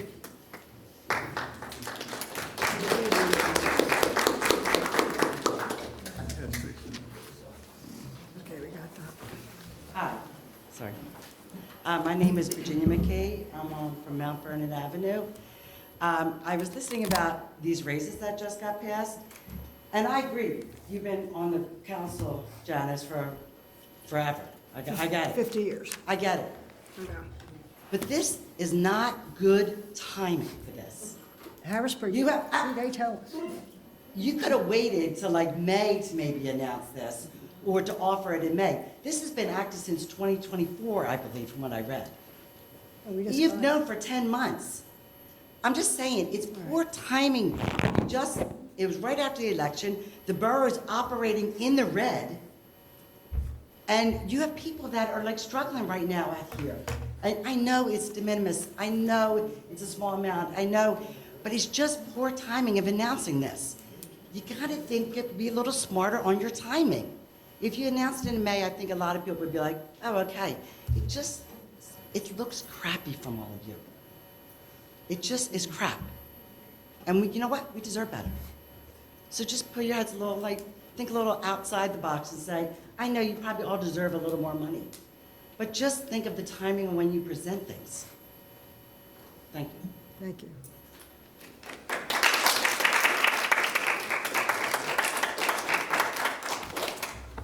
Tom Lex again. Coming back with the recreation report, just so everybody knows. October the 4th, we had our flea market indoors. We had 29 tables and a great day for that. It was fun. October 24th was the Coburn Festival. The Recreation Board and Family Day donated hot dogs and hamburgers to the school to use to raise money. So we're using our community resources to help more of the community. October 25th was Trunk or Treat. We had over 20 trunks there, about over 300 children. And once again, we had hot dogs and hamburgers there from Family Day. Pastor Ben cooked them. They supplied everything else with that. And they were free to anybody who wanted them. So it was open that way. So that was a great thing.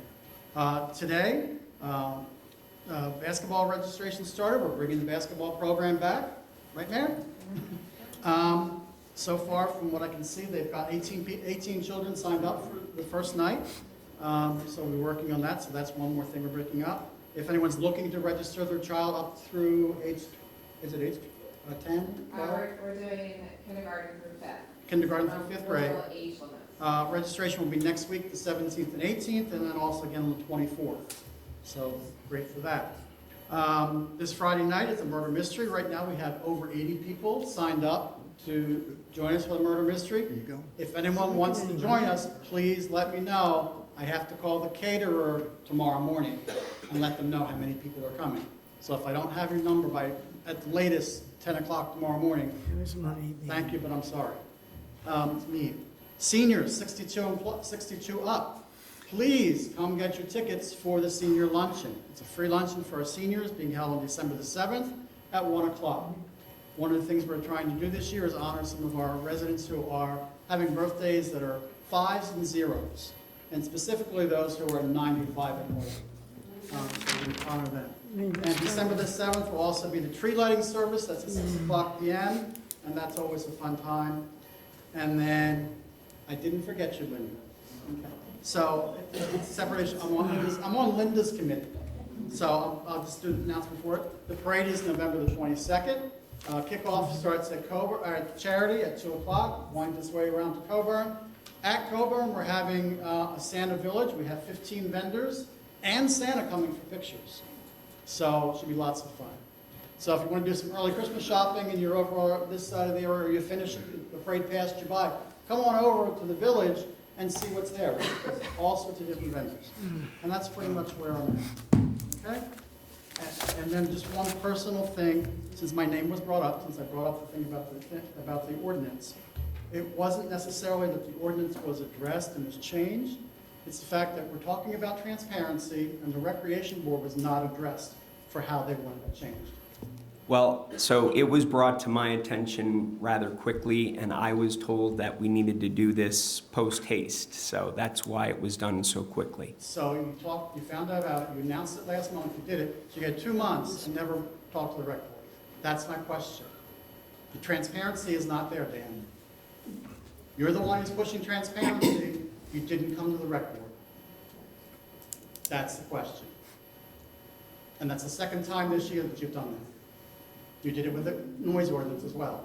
Well, any resident can come, and you actually came to my ordinance committee when we did do the last one. I had a prior commitment with my grandchildren. Okay. So I couldn't. Well, you know how to contact me. And it's one of these things, it's not necessarily me contacting you. You're the person who's in the lead. You should be contacting the other people involved with that. You Okay. say that was discussed, so that's just one. Well, I'm sorry that I disappointed you on that one. Well, just, when you're talking about ordinances, what's going on, maybe check with the area or committee that their ordinance is going to reflect. We have some good input, we have good ideas. So use us, use all the other residents. It's not, running the government is not just the council people and the people on those little committees. We try and get everybody involved. Rec board tries to get everybody involved as many times as we can. More people would get involved if we knew. What was going on, that's what I'm saying. Thank you. Anybody else for public discussion?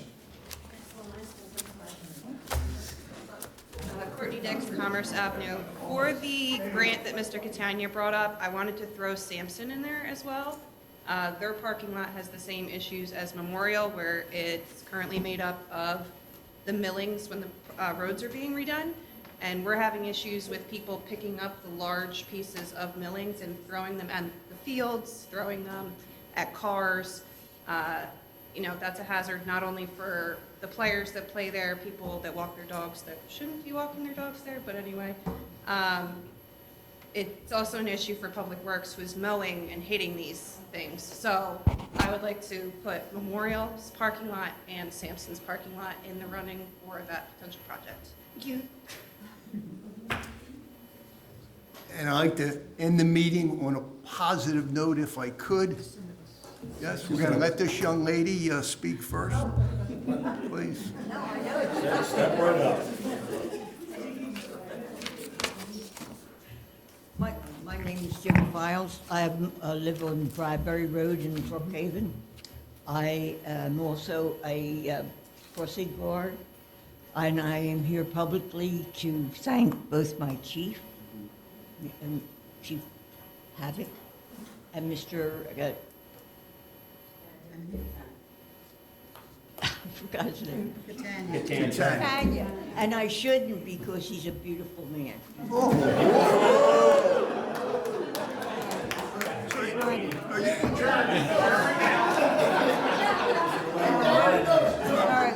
Are you related to him? No, I had a very bad problem on my corner. It was a very dangerous corner, and I had been trying for quite a while to get something done. And I went to my chief, and I went to Mr. Catania, and, man, it was done. Everything was finished and done. I have the biggest, brightest, boldest white markers across my roads. So now the cars have to stop. They can't come down and run me over anymore.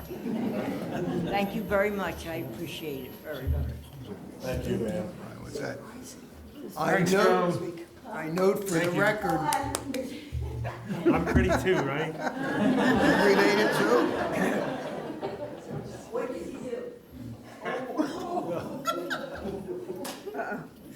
You know him. Today, November the 10th, right, is the 250th anniversary of the founding of the United States Marine Corps. It was on TV. Tomorrow, November 11th, is of course Veterans Day. Right? It's the day we honor all those who have served in the United States Armed Forces in defense of our great country. And yet, in the increasingly cynical world that we live in today, some Americans, especially those among our younger generation, may question the value of military service and ask why we so honor our veterans. The answer is a simple one and is encapsulated in the following composition, which I'd like to share with everybody. And it's simply entitled, Our Veterans. It is the veteran, not the preacher, who has given us freedom of religion. It is the veteran, not the reporter, who has given us freedom of the press. It is the veteran, not the poet, who has given us freedom of speech. It is the veteran, not the campus organizer, who has given us freedom to assemble. It is the veteran, not the lawyer, who has given us the right to a fair trial. It is the veteran, not the politician, who has given us the right to vote. It is the veteran with faith in God and country who has given us all our freedoms. Again, these are rather compelling and thought-provoking words. And again, here in the Borough of Brookhaven, we are proud to have among our elected officials 2 veterans, Mayor Denise Leslie and again, Councilman Dan Burke. Again, would you please stand and be recognized? And do we have any other veterans in the audience? Please stand and be recognized. Again, happy Veterans Day.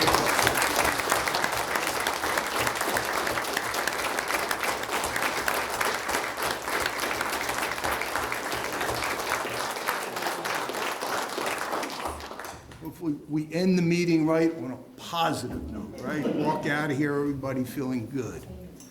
Anything else?